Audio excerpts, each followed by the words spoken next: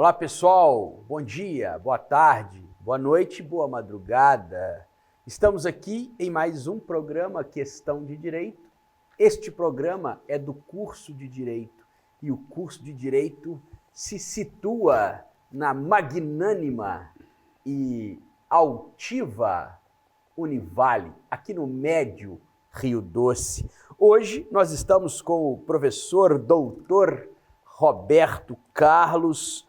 Dr. Roberto Carlos é doutor em saúde pública pela UFMG, com um doutorado sanduíche no Canadá, onde estuda métodos mistos de pesquisa e professor do programa Gestão Integrada do Território aqui da Univale. Querido Roberto, muito obrigado pela presença. Obrigado a você pelo convite. É isso. O Roberto hoje, gente, vem falar sobre um tema que eu sei que é muito caro a ele, mas é também caro a todos e todas. A gente chamou assim, o povo Machacali entre experiências e resistências. Porém, antes de falar da experiência e da resistência do povo Machacali, Roberto, fala para o nosso povo quem que você é por você mesmo. Bem, eu sou de Governador Valadares, sou filho de família tradicional aqui de Valadares e sou egresso da Univale, onde me formei em odontologia em 1985. E daí em diante continuou os estudos e depois voltou como docente. Isso aí tem duas etapas, duas histórias. Dividido em duas fases, o Roberto odontólogo e o Roberto sanitarista, indigenista. Pronto. E eu acho que hoje nós estamos interessados na sua faceta indigenista. E daí, né, vamos lá, vamos já ir direto para essa questão, Roberto. Assim, qual que é a importância da Univale, né? E da saúde indígena, né? Já que essa é uma das facetas da sua história. Bem, a importância da Univale que nessa questão aí do sanitarismo indigenista é que foi a Univale que abriu as portas para eu conhecer essa realidade, conhecer esse mundo, né, dos Machacali e dos povos indígenas no Brasil como um todo. Uhum. E aí, assim, eu me lembro quando eu era coordenador do curso de odontologia e que a FUNAI, né, Fundação Nacional do Índio, à época, ela era responsável pela saúde indígena, isso em 1997, que ela solicitou à Univale a contribuição do curso de odontologia em disponibilizar professores com alunos para fazer extrações dentárias lá dentro do território do Machacali. Uhum. E eu, como coordenador, recebi o ofício da FUNAI convite, encaminhei para os departamentos na época. Eram 3 departamentos e todos os 3 departamentos responderam que não tinha professor, não tinha disponibilidade para ir. E eu, como dentista, especialista em cirurgia bucomaxilofacial, fiquei com vergonha de responder não. Então, eu tive de assumir essa responsabilidade, para não dizer um não para a FUNAI. E quando eu fui com os alunos, que eu me deparei com um povo dentro do estado de Minas Gerais, dentro da região sudeste, que as crianças, as mulheres, a maioria dos adultos não falam português, tem uma outra cultura, tem uma outra língua que a gente não conseguia nem se comunicar, aquilo me chamou bastante atenção. E eu estava em vias de escolher um objeto de estudo para o meu doutorado e eu apaixonei com esse povo.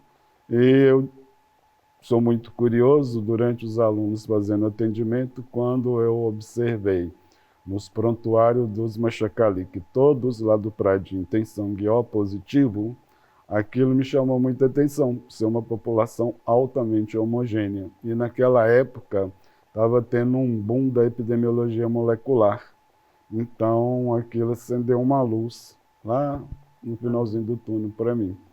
E foi graças a essa oportunidade, né, que eu comecei a envolver com os Machacali, e destaco uma questão aqui muito importante, que foi a postura e,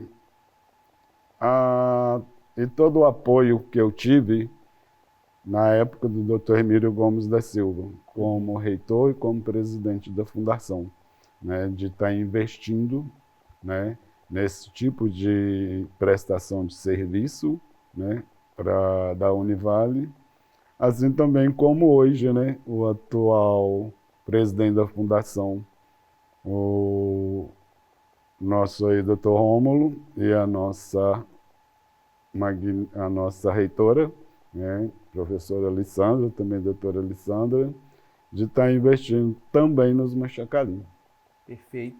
Bom, assim, é interessante porque é uma pesquisa que nasce do seu contato, né, inicial. E aí você, então, tem esse primeiro contato, como me disse, lá pelos idos de 97, não é isso? E vamos um pouco mais agora, assim, você falou para mim, assim, né, que há o seu projeto de vida profissional e acadêmico junto da saúde indígena, né? Conta pra gente, sabe, Roberto, porque isso é uma experiência muito singular, né? E eu acredito que as pessoas têm interesse em conhecer um pouco mais como que uma pessoa dedica-se profissional, academicamente, à saúde indígena. Como que foi a sua história, né? Com a necessidade acadêmica, né, de realizar meu doutorado, aí então, e com essa paixão pelos Machacali, né, eu tive então a oportunidade de desenvolver para e com o serviço e com os Machacali um instrumento de rastreamento de uso de álcool e seus problemas relacionados no povo indígena Machacali. E para desenvolver esse instrumento, para desenvolver qualquer instrumento de rastreamento, um novo instrumento, a gente precisa de empregar a abordagem de pesquisa de métodos mistos. Então, a gente precisa primeiro, né, de desenvolver uma abordagem qualitativa, para depois, com essa abordagem qualitativa, a gente elaborar as perguntas do instrumento, fazer a pesquisa quantitativa e depois, finalmente, você poder aí, então, né, integrar, misturar, né, os achados qualitativos com os resultados quantitativos para desenvolver o instrumento. É de onde que vem aí a necessidade, onde vem os princípios filosóficos da pesquisa de métodos mistos, que essa pesquisa ela é utilizada quando a gente depara com um fenômeno complexo, no caso de saúde, e que a gente tem perguntas bem abrangentes de pesquisa, onde só a pesquisa qualitativa, só a pesquisa quantitativa não consegue resolver essa pergunta.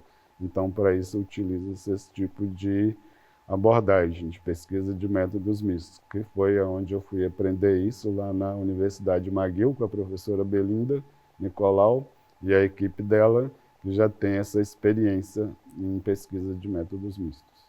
Muito bem. Eu estou muito interessado em continuar ouvindo a sua experiência. Contudo, estamos aqui agora no momento do nosso brevíssimo intervalo, é aquela hora que você busca o seu café, o seu chá ou um suco, não é? E aguardo vocês no nosso próximo bloco para continuarmos aqui com o professor Dr. Roberto Carlos para nos contar sobre métodos mistos, mas também para nos falar dessa experiência fantástica e extremamente sensível de humanidade que o professor Roberto tem com o povo Machacali. Espero vocês na volta. Muito obrigado, até então.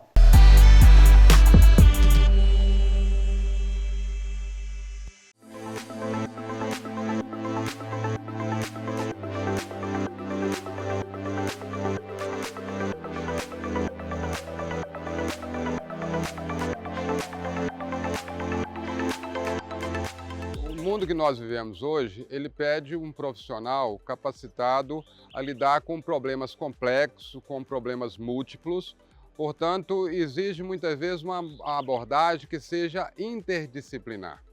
Se no passado, no século XX, a especialização, né, era característica, no século XXI é a capacidade holística, a capacidade de ampliar os horizontes. Então, a interdisciplinaridade passou a ser central. E aí, né, nessa região em que a Univale está inserida, a Univale precisa formar profissionais que sejam capazes de dar resposta aos grandes dilemas e contribuam para o desenvolvimento da região. Então, daí ela propôs um mestrado que seja interdisciplinar, aberto a profissionais de todas as áreas. Trabalhando a gestão integrada do território, né? Então, a questão interdisciplinar, ela vem muito à tona. Trabalhar a questão interdisciplinar é propiciar ao aluno um contexto maior, né, de aprendizagem, porque é um aprendizado de maneira holística, né? Porque a gente insere no contexto da aprendizagem do aluno todos os campos de aprendizagem, a gente dá oportunidade para todos os alunos, a construção do saber é a partir do saber daquilo que o aluno traz consigo. O nosso trabalho aqui no GIT, na Gestão Integrada do Território, no mestrado, a nossa dissertação, abordou a questão relacionada com o cumprimento da lei de cotas no território de Governador Valadares. Sob a perspectiva da teoria das representações sociais, nós trabalhamos em torno do que viria a ser esse cumprimento da lei de cotas, sob o olhar do gestor, do empresário, sob o olhar da pessoa com deficiências, que à época nós chamávamos de PNE, portador de necessidades especiais, não se usa mais essa nomenclatura, então das PCDs, e sob a perspectiva do Poder Judiciário. Falar sobre aprendizagem, quando a gente é pedagogo, é uma situação assim, muito interessante, porque envolve o saber como o aluno aprende, de que maneira, e principalmente a gente enxergar que nas situações vulneráveis, né, porque nossos alunos, os alunos com os quais eu trabalho, são alunos, né, de territórios de vulnerabilidade. Então, assim, como isso acontece naquele contexto, né? E de que maneira, enquanto pedagoga, a gente pode contribuir para a aprendizagem desses alunos? A gestão integrada do território, o mestrado, representa para mim uma abertura, um leque de possibilidades muito grande com a minha formação pessoal, com a minha possibilidade do exercício do magistério, as interfaces que eu pude fazer com outros conhecimentos de outros territórios e a minha chegada até o doutorado com uma visão mais ampla, mais flexível do conhecimento. Em geral, a gestão integrada do território é um curso que é um momento na minha vida que como fosse um divisor de águas, faz com que eu possa conectar todo este conhecimento que nos é ofertado de maneira bem sólida e bem objetiva e bem racional para a minha construção pessoal, profissional e a minha chegada até o doutorado.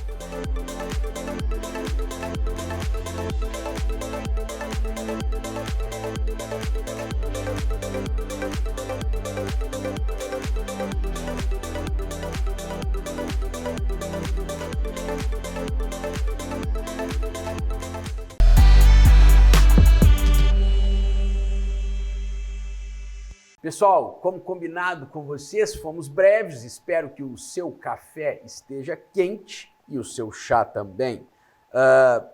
Estamos aqui para continuar a conversa, né, da relação do professor Roberto, da pesquisa dele com os povos indígenas ou originários. Roberto, diante de tudo que você contou para a gente, né, essa pergunta é a que eu quero mais te ouvir, assim, o que você aprende e o que você pode nos contar sobre essa trajetória de vida, né? Porque aí eu acho que está tudo misturado, né? Pessoal, profissional, essa relação com povos tão diferentes, enfim.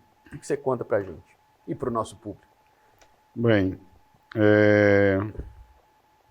começa lá em 2003, quando eu pedi licença total, sem remuneração da Univale, para eu vivenciar, né, o cotidiano, né, da saúde pública, porque até então só trabalhava em clínica privada ou nas clínicas da Univale.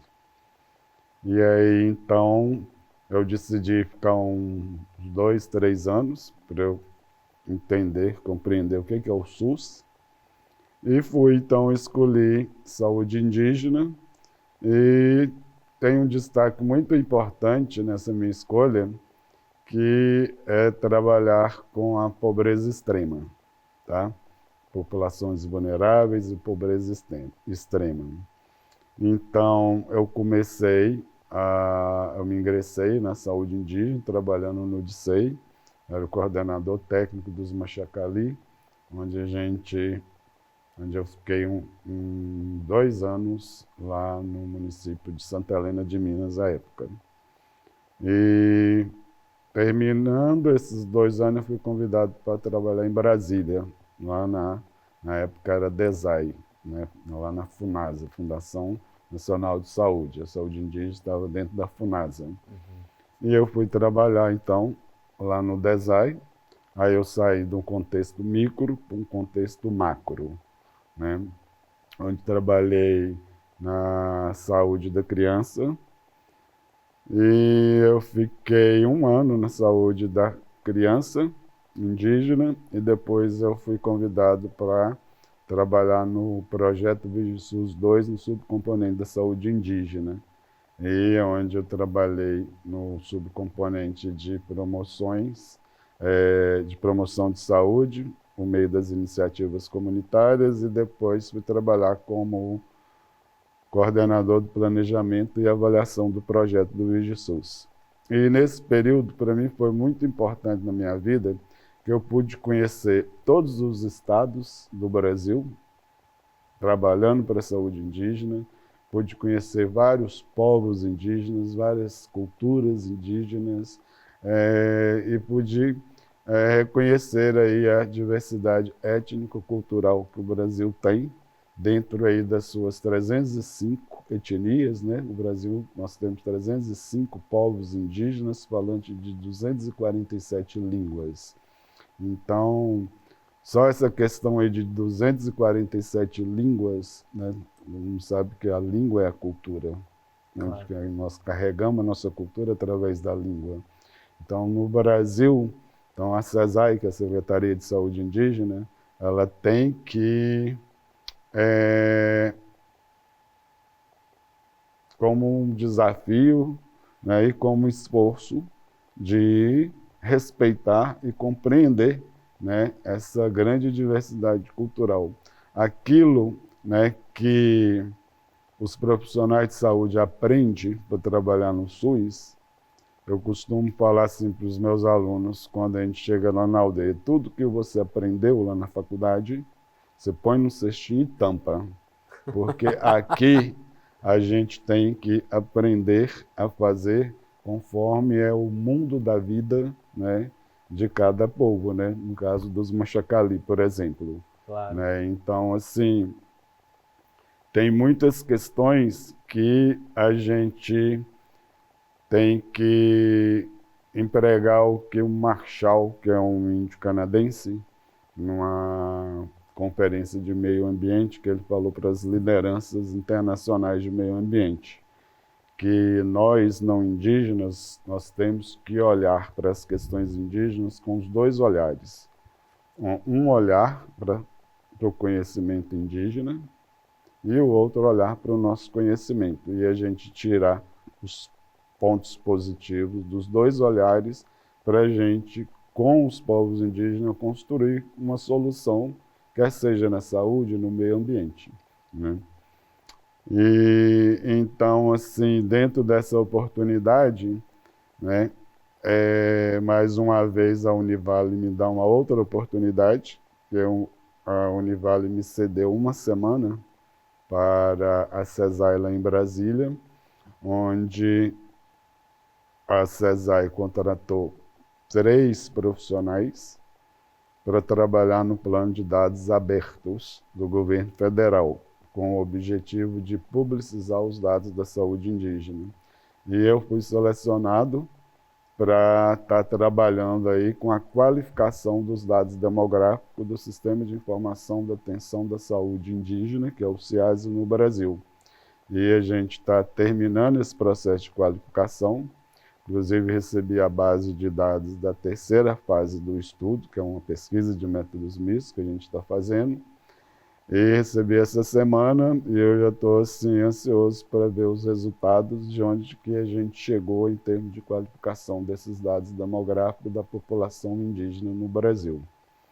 E um outro destaque também dessa oportunidade que eu quero agradecer à Univale é que sexta-feira passada, né, o meu contrato está encerrando o mês que vem, e eles já me chamaram para renovar o meu contrato e para fazer parte da equipe que vai implantar dentro da CESAI um sistema de monitoramento, avaliação e auditoria, né, dos dados do SIAS, do Sistema de Informação da Saúde Indígena, visando a melhoria da qualificação desses dados. Roberto, é assim, eu tô te ouvindo aqui num misto de admiração, um pouquinho de inveja também, né? Sendo bem honesto, porque é uma experiência espetacular. E em que pese você já ter adiantado, nós já estamos caminhando para o fim, é lamentável, mas eu queria te ouvir, não posso deixar nós não podemos deixar de ofertar isso para o nosso público, né? Assim, você já começou a falar, né? Mas quais os principais desafios que você tem para contar de quem trabalha com pessoas que vivem em uma cultura tão distinta, né? Assim, você já trouxe a questão da língua, que eu acho que foi fundamental o seu ensinamento da língua como aquilo que carrega a cultura, né? Mas você tem uma experiência vasta, conta pra gente quais seriam aí os principais desafios, além dos que você já trouxe.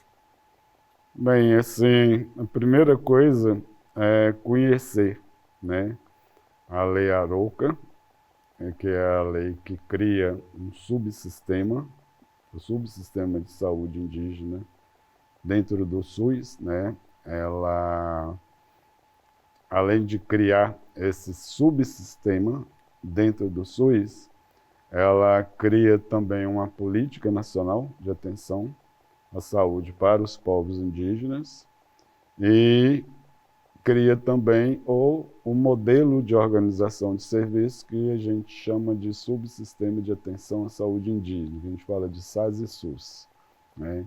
Então, a primeira coisa que a gente precisa conhecer isso. E é um fato que são pouquíssimas escolas, faculdades, universidades, cursos da área da saúde que têm nos seus projetos pedagógicos, né, a PNASP, por exemplo, a Política Nacional de Atenção à Saúde Indígena. A maioria dos cursos não ensinam. E é engraçado que eles falam que o SUS é universal, né? Mas nós, dentro da universidade, nós não somos universais, porque somente o curso da medicina da Univale, que inseriu recentemente a saúde indígena no seu projeto pedagógico. Aí eu faço a pergunta, e os outros cursos inseriram? Então, e os outros cursos, eles têm o princípio universal do SUS? Né? Então, assim, primeira coisa, então, é conhecer essas questões e que nós, no MEC, né, na área do ensino, a gente ainda está engateando nessa questão. A segunda coisa que eu tenho para colocar é que para a gente crescer academicamente, profissionalmente na saúde indígena, a gente tem que ir muito mais além do que livros de anatomia, de farmacologia, de bioquímica. A gente tem que correr atrás de estudos etnográficos, né, de antropólogos, de cientistas sociais, para a gente poder compreender, né, aquela visão de mundo de cada povo. E não adianta, não é um livro, nem Lévi-Strauss consegue, em um livro, colocar todas as culturas, né? Então, assim, eu tenho um conhecimento razoável, pequeno, de Machacali, tenho um vínculo muito grande com eles, né? E aí, assim, tenho muito conhecimento da cosmologia, né? Da percepção de vida deles. Agora, se eu chegar, por exemplo, lá nos tucano, nos baré, nos caraô, tudo que eu sei de Machacali, nada me serve lá, tá? Então, assim, uma outra questão, então, que a gente precisa estudar, né? E além da nossa área de saúde, né? E a partir do momento que você estuda, e lembra que eu te citei aí Marshall, o índio canadense, né? E aí, assim, ele usa 5 verbos. Aí, primeiro, você tem que estudar. A partir do momento que você estuda, você compreende. Então, você estudou, compreendeu, aí o terceiro passo é você respeitar aquela visão de mundo daquele povo que é diferente da sua, Claro. né?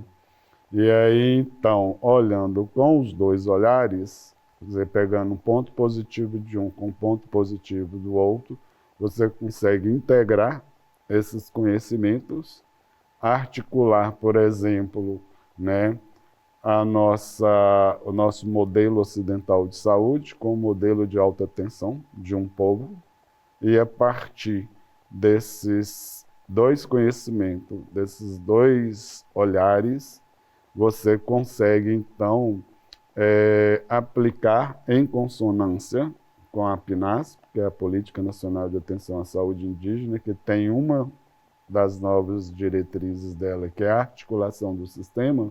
Aí você consegue articular e desenvolver com a comunidade ações de saúde. Muito bem.